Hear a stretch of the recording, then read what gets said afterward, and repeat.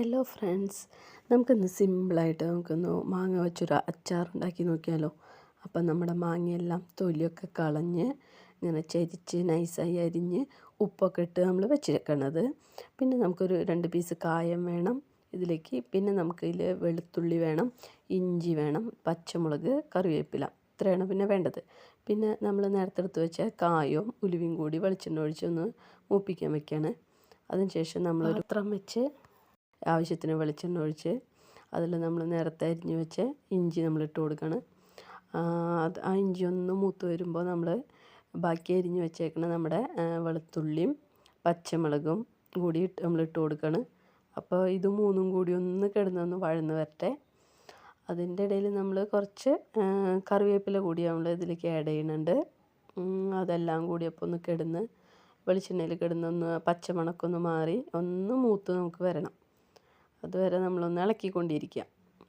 അതിനുശേഷം നമുക്ക് പിന്നെ വേണ്ട ഐറ്റംസ് മുളക് പൊടിയാണ്.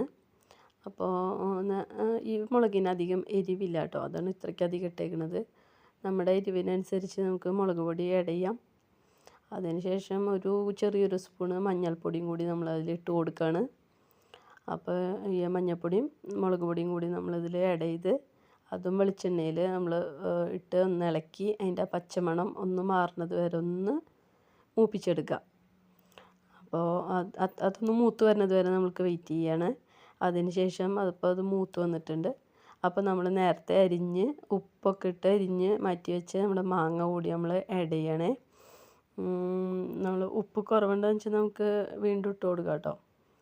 അപ്പോൾ നമ്മുടെ മാങ്ങയും കൂടി ഒന്ന് ഇട്ട് കൊടുത്ത് അതെല്ലാം കൂടി ഒന്ന് നന്നായി ഒന്ന് മിക്സ് ചെയ്യണം.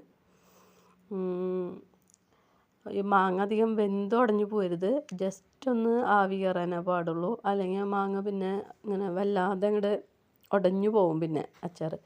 ഇതിൽ ഉപ്പ് നോക്കിയപ്പോൾ ഇച്ചിരി കുറവായിരുന്നു, അപ്പോൾ നമ്മൾ വീണ്ടും ഇട്ട് കൊടുക്കുകയാണ്. നമ്മൾ നേരത്തെ നമ്മുടെ കായവും ഉലുവയും കൂടിയും വറുത്ത് വെച്ചിരുന്നല്ലോ, അത് നമുക്ക് പൊടിച്ചെടുക്കണം. അപ്പോൾ അത് ദേ ജാറിലേക്ക് ഇട്ട് കൊടുത്തു. അത് ദേ പൊടിച്ച് വെച്ചിട്ടുണ്ട്.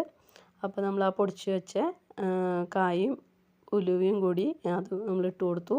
അതിനുശേഷം നമ്മൾ ചൊറുക്കയാണ് ഇപ്പോൾ ഒഴിച്ചത്. അപ്പോൾ അത് ഇത്തിരിയും കൂടി ചൊറുക്ക ഒഴിച്ച് കൊടുക്കണം. എന്നിട്ട് എല്ലാം കൂടി ഇനി വീണ്ടും ഒന്നുകൂടി നമുക്ക് നന്നായി മിക്സ് ചെയ്യാം.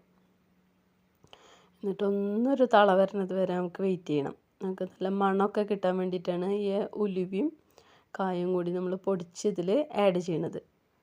ഇതാ ആവശ്യത്തിന് നമുക്ക് വെള്ളം ഗ്രേവി ഇനി വേണ്ടവർക്ക് വെള്ളം തിളപ്പിച്ച് നമുക്ക് ഒഴിച്ചു കൊടുക്കാം കേട്ടോ.